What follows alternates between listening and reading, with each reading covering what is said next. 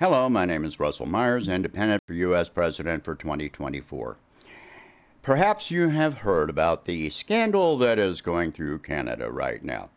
If you have not heard about it, let me recount it for those that don't know about it. The Canadian Parliament held a ceremony honoring a man named Hunker, and they gave him a standing ovation. Why? Because he was an immigrant from Ukraine that had fought in the first Ukrainian division.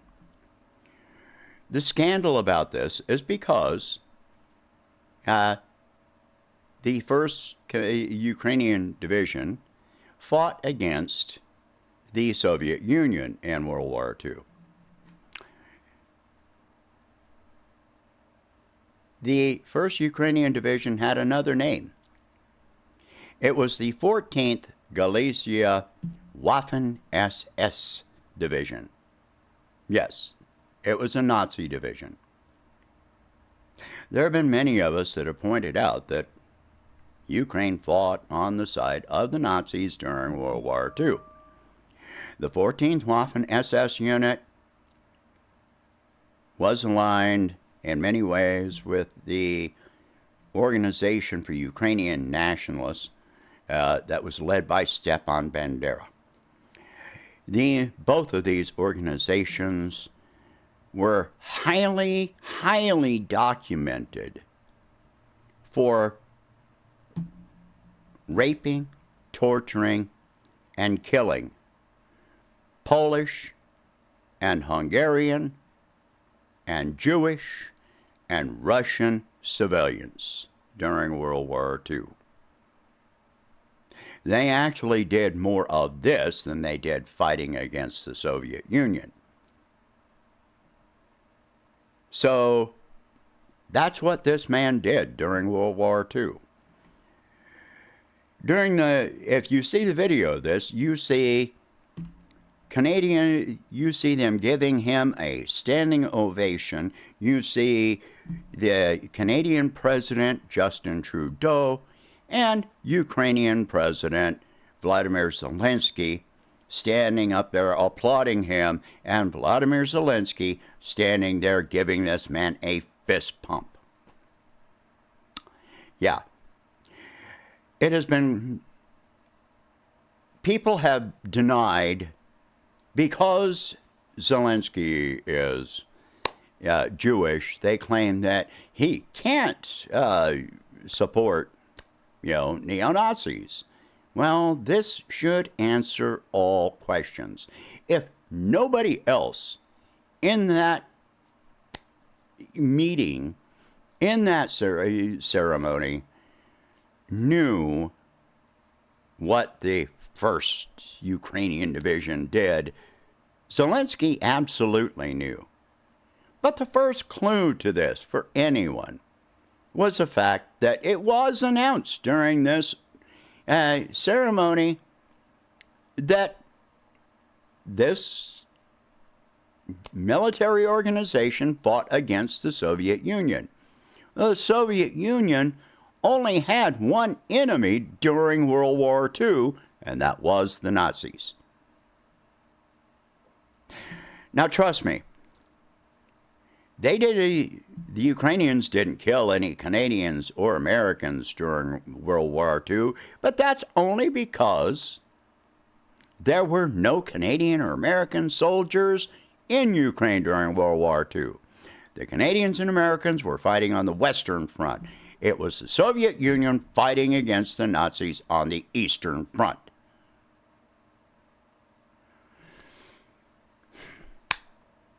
So, with this honoring of this man, how do you think the Polish people feel? How do you think the Jewish people feel?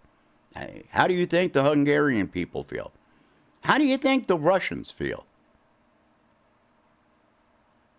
Even if you ignore how the Russians feel, how about the rest of them? What about Russian Jews? There were plenty of those. The 14th. Anyway, now, first, there were a lot of Nazis that immigrated from Ukraine to Canada and the United States and other countries after World War II. They were just given a free pass. Now, there were already communities of Ukrainians that had immigrated here from the 19th century and on past World War I. But these people came in and spread their ideology among these communities.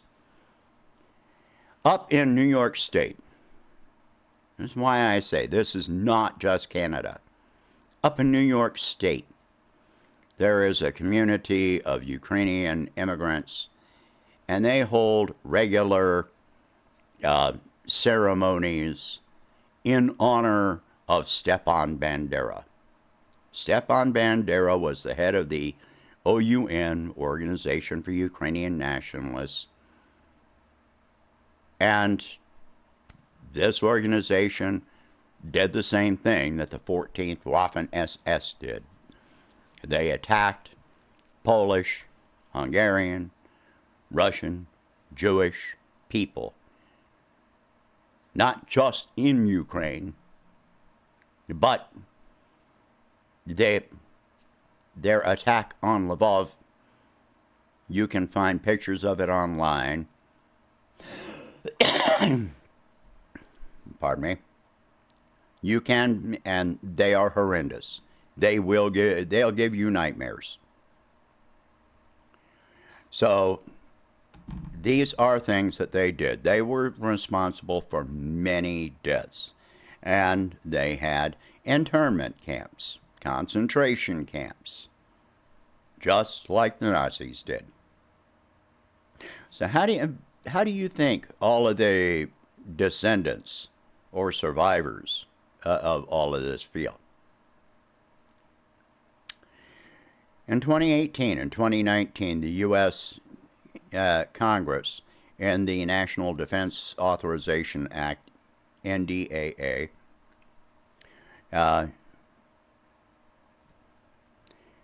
so the U.S. Congress included in the NDAA that they would not provide any aid that they provided to Ukraine. Yes, we were providing aid to Ukraine in 2018-2019, military aid.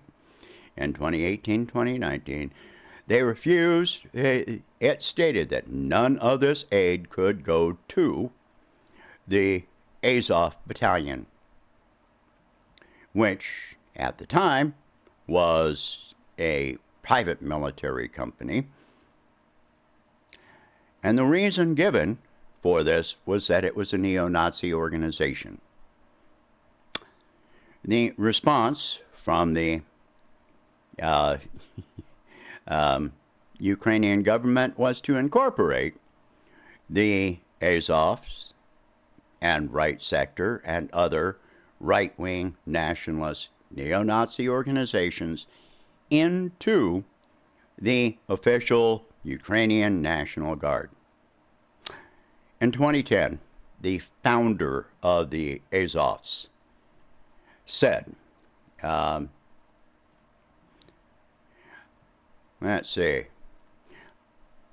he stated that the Ukrainian nation's mission was to lead the white races of the world in a final crusade against Semite-led Untermenschen.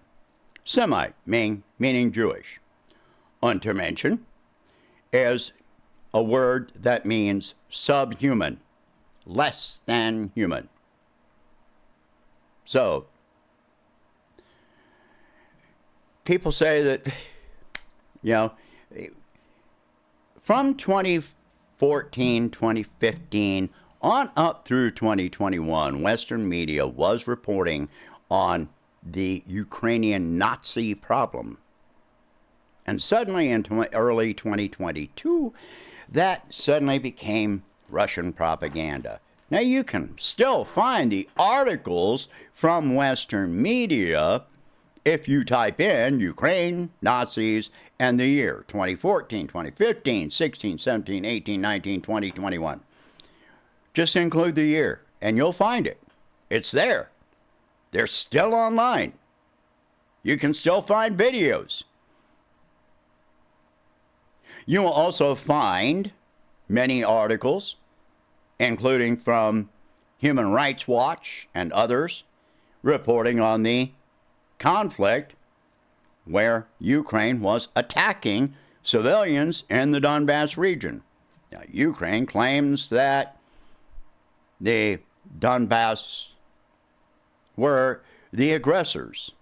But again, look up a map of the Donbass and include the year 2014 and then again in 2021. What you find is that the region shrunk by 50% during those years as the Ukrainian military seized more of that land. You don't have to be in favor of the Russians in any of this, but it's important to understand the history of what has happened that led us to where we are now. The history is that there have been now three peace agreements between Ukraine and Russia regarding the Donbass region. Now, if Ukraine had honored the Minsk I and Minsk II, so part of those agreements, Minsk I, Minsk II, and an agreement reached in Turkey last year between Ukraine and Russia, which the Ukrainian negotiators signed. In every case, Ukraine has refused to honor it. Now, if they had honored the Minsk agreements, the Donbass region would have remained part of Ukraine. But Ukraine insisted on making the Russian language illegal. Well, 1/3 of Ukraine and Crimea,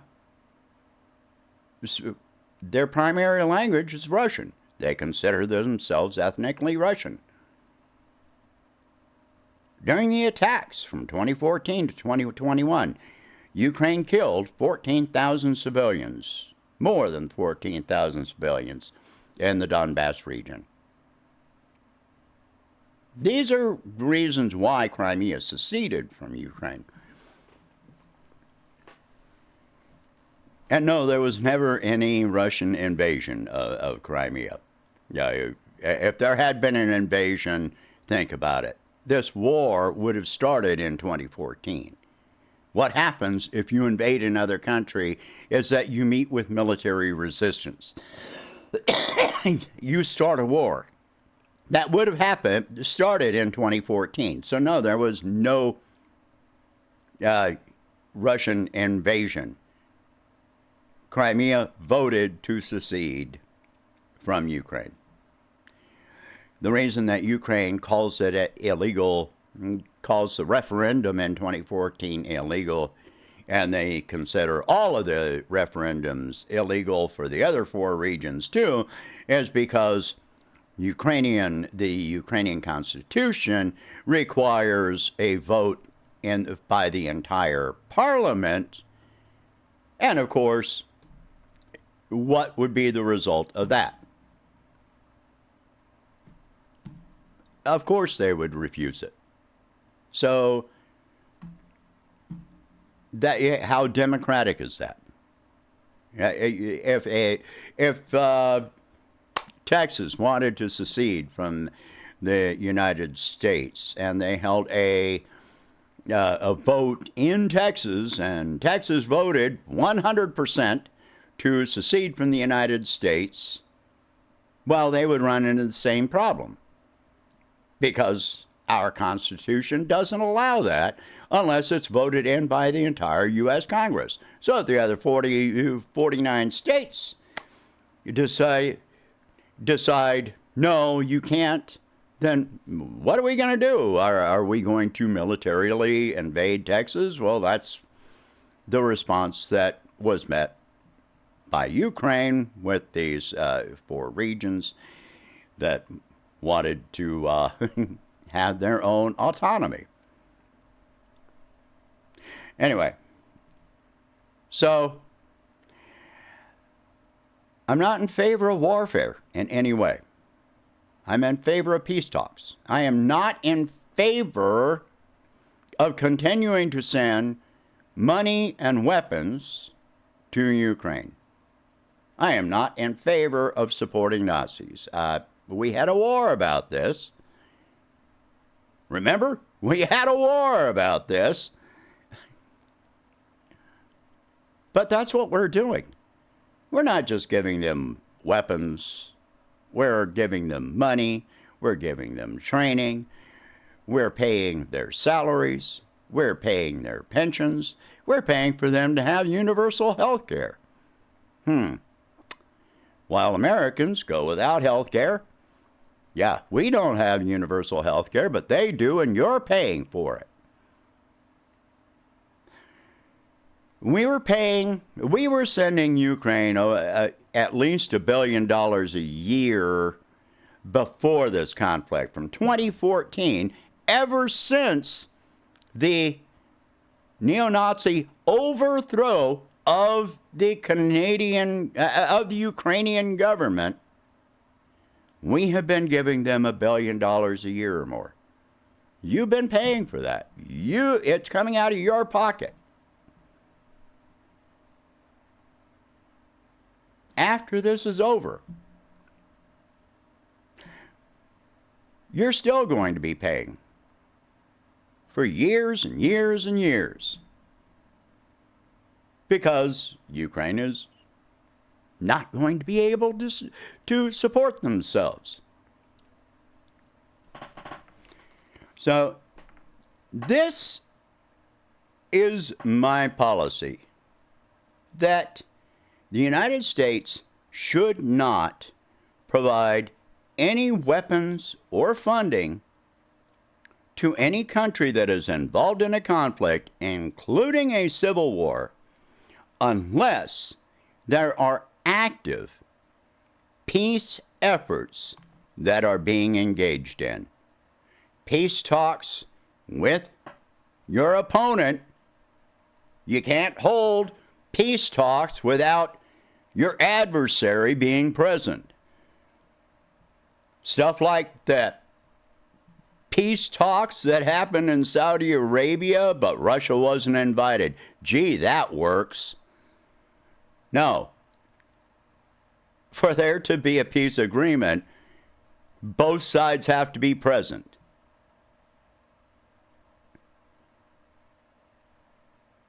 Look at the results of this. How are we funding this $140 billion, and Biden asking for $24 billion more, that has been provided to Ukraine? By creating more debt that you and I are going to pay for. The interest on the 33 trillion plus national debt this year, the interest alone is over $1 trillion. You're paying for it. You are paying for it.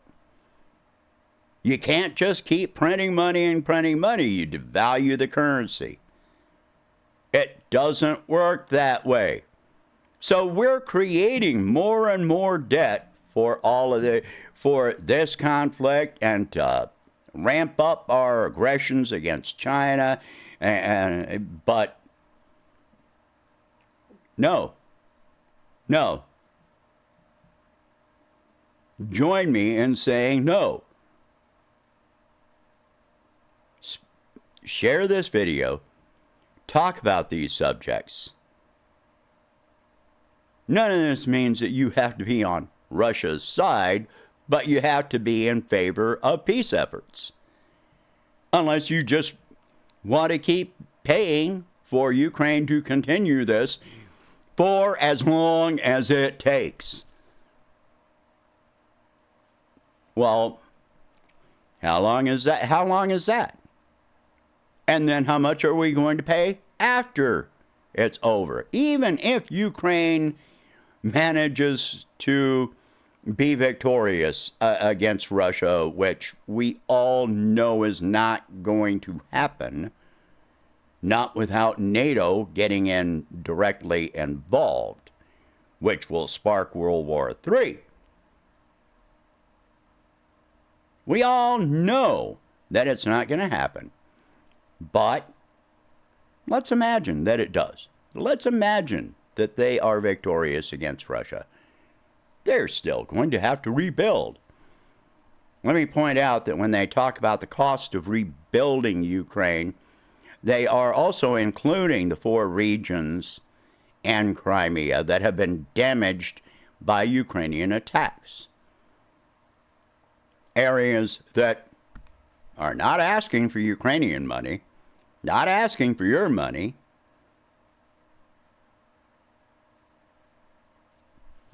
They're getting assistance from Russia to rebuild.